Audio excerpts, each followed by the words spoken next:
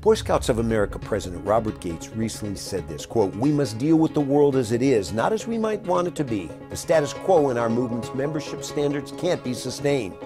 Now, Mr. Gates previously homosexualized our U.S. military as a proponent for repealing Don't Ask, Don't Tell. Now let's stop for a minute. Let's look at the Boy Scout oath and some past leadership examples. The oath is what? Quote, "On my honor, I'll do my best to do my duty to God and my country and to obey the Scout law, to help other people at all times, and to keep myself physically strong, mentally awake, and morally straight.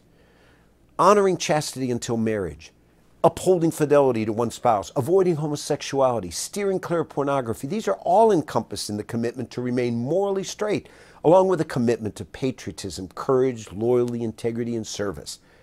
Do you recall some of the famous Boy Scout, models that were put forth to emulate over the years? Some of them were Dr. Martin Luther King Jr., Neil Armstrong, Andy Griffith, Hank Aaron, John Wayne, Sam Walton, Walter Cronkite, Jimmy Stewart, Gerald Ford, George W. Bush, J.W. Marriott Jr., and Bill Gates.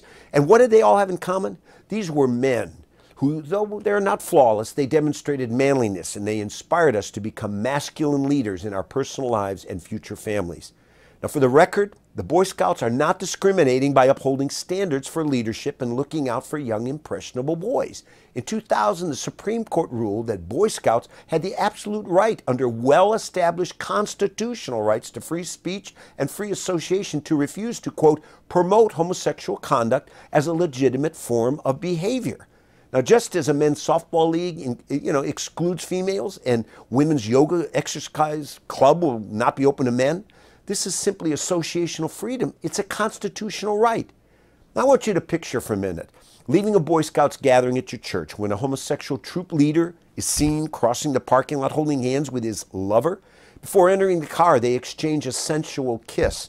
Your young son stops abruptly, looks at you confused and saddened, and then he lays it on the line like kids do. You'd say, "Dad or Mom, why are those two men holding hands and kissing each other?"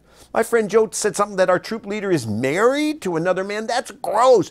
I feel weird when I'm around him. Do I have to go on that camping trip? What if I find myself alone with him? Even if it's just a few minutes, I don't want it. Also, young boys are very susceptible to imitate authority figures. When I was in elementary school, I tried to imitate my gym teacher, Mr. B. He was a bodybuilder and a cop, and I imitated his mannerisms. I did the same with Rocky Colavito, my baseball hero. And finally, and this is the elephant in the room, but let's hit it straight on, pedophilia. In a study published by the Archives of Sexual Behavior, that's not a Christian organization or a conservative group, their research revealed that, quote, listen to this, 86% of offenders against males describe themselves as homosexual or bisexual.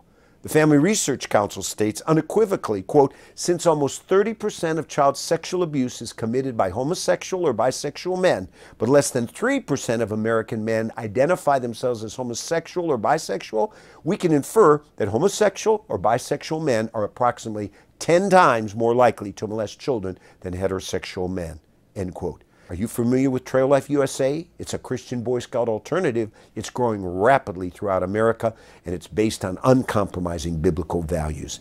Many parents sense the storm coming and are switching. May God guide you.